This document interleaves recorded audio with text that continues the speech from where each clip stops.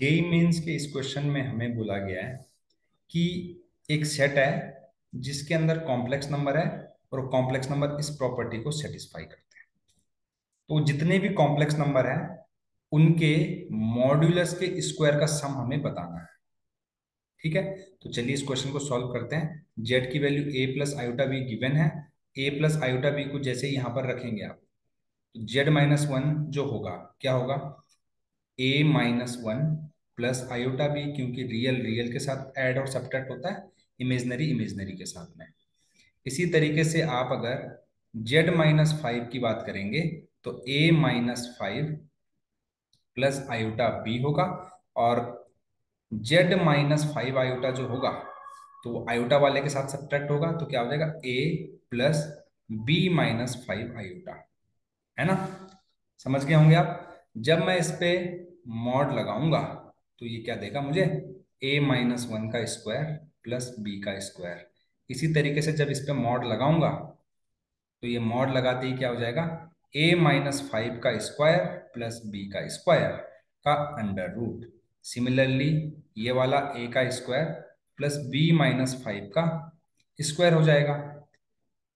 अब इनको मैं पुट करूंगा तो देखिए इसका मैग्नीट्यूड लेस देन वन है, स्क्वायरिंग करूंगा तो ए माइनस वन का स्क्वायर प्लस बी का स्क्वायर, और ये हो जाएगा less than equal to one, क्योंकि इनइक्वलिटी के बोथ साइड पॉजिटिव नंबर है तो स्क्वायरिंग कर सकते हैं। अब मैं लेट से थोड़ी देर के लिए ए को एक्स बोल दूं, बी को वाई बोल दूं, ताकि मुझे थोड़ा सा कुछ कोऑर्डिनेट का फील आ जाए। तो चलिए मैंने ऐसा कर दिया। तो ये क्या चीज है, एक सर्कल है और उसका इनर पार्ट है। ठीक है, एक सर्कल है जिसका सेंटर वन कॉमा जीरो है और रेडियस जो है वन है। ओके, तो चलो इसको अगर मैं ड्रॉ करूं तो ये कुछ ऐसा बनेगा। ये टच कर रहा है यहाँ पे, ये वन कॉमा जीरो है, रेडियस वन है तो ये टू कॉमा जीरो तक जाएगा और यहाँ जीरो कॉमा जीरो तक जाएगा। ओके, तो इतनी यहाँ से मुझे इतनी इंफॉर्मेशन मिली। चलिए यहाँ पर चलते हैं। यहाँ पर अगर हम चलेंगे तो देखिएगा, ध्यान से देखिएगा, है ना। यहाँ पर हमको क्या मिलेगा कि ये जो है इसका जेड माइनस फाइव का मैग्नीट्यूड वो जेड माइनस फाइव आयोटा के मैग्नीट्यूड से कम है। तो दोनों साइड का स्क्वायर कर सकते हैं, क्योंकि दोनों ही रूट के अंदर लिखे हैं। तो रूट के अंदर लिखे हैं तो दोनों साइड स्क्वायरिंग तो कर ही सकते हैं। ठीक है, तो ये मैंने लिख दिया, स्क्वायरिंग करके लिखूंगा तो ए माइनस फाइव, चलो मैं एक्स से रिप्लेस करा हूँ इसको तो एक्स ही लिखता हूँ। ठीक है, मैंने ध्यान रखना, मैंने ए को एक्स और बी को वाई बोला है, थोड़ा सा मुझे कोऑर्डिनेट का फील लेने के लिए मैंने ऐसा किया है। आपको भी ज्यादा समझ में आएगा इसलिए मैंने ऐसा किया है। अब देखिए जब मैं इसको ओपन करूंगा यहाँ से एक एक्स स्क्वायर आएगा, यहाँ पे एक वाई स्क्वायर है, यहाँ पे एक एक्स स्क्वायर है, यहाँ पे एक वाई स्क्वायर, कैंसिल हो जाएंगे। फिर यहाँ से 25 आएगा, यहाँ से 25 आएगा, कैंसिल हो जाएंगे। यहाँ से बचेगा तो माइनस टेन एक्स बचेगा और यहाँ से माइनस टेन वाई बचेगा। दोनों साइड माइनस टेन का इंटू करेंगे या फिर माइनस टेन से डिवाइड करेंगे तो X is greater than equal to Y हो जाएगा। ठीक है, तो आपको पता है X is greater than equal to Y जो है, मतलब एक्स की वैल्यू वाई से बड़ी होनी चाहिए। चलो हमने एक कंडीशन ले ली, है ना। और इसने बोला कि यार ये एक्स और ये वाई है, ये इंटीजर होने चाहिए, है ना।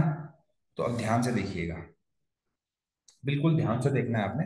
अगर मैं इसको कोऑर्डिनेट के तरीके से सॉल्व करूं तो देखिए इसके ऊपर कौन कौन से, इस सर्कल के ऊपर कौन कौन से इंटीग्रल पॉइंट होंगे, क्योंकि इसकी रेडियस वन है तो वन कॉमा वन आएगा और यहाँ पर वन कॉमा माइनस वन आएगा। इसके अलावा आप देख लो कोई भी इंटीजर पॉइंट नहीं आएगा, आप करके देख सकते हैं, है ना। इसके अलावा कोई भी इंटीग्रल पॉइंट इसके ऊपर नहीं आएगा, क्योंकि इसकी रेडियस वन है। इंटीजर पॉइंट लोगे तो वन से बड़ी इसकी रेडियस शो होने लगेगी। जैसे टू कॉमा टू लेना चाहो आप तो टू कॉमा टू इधर कहीं आएगा बाहर।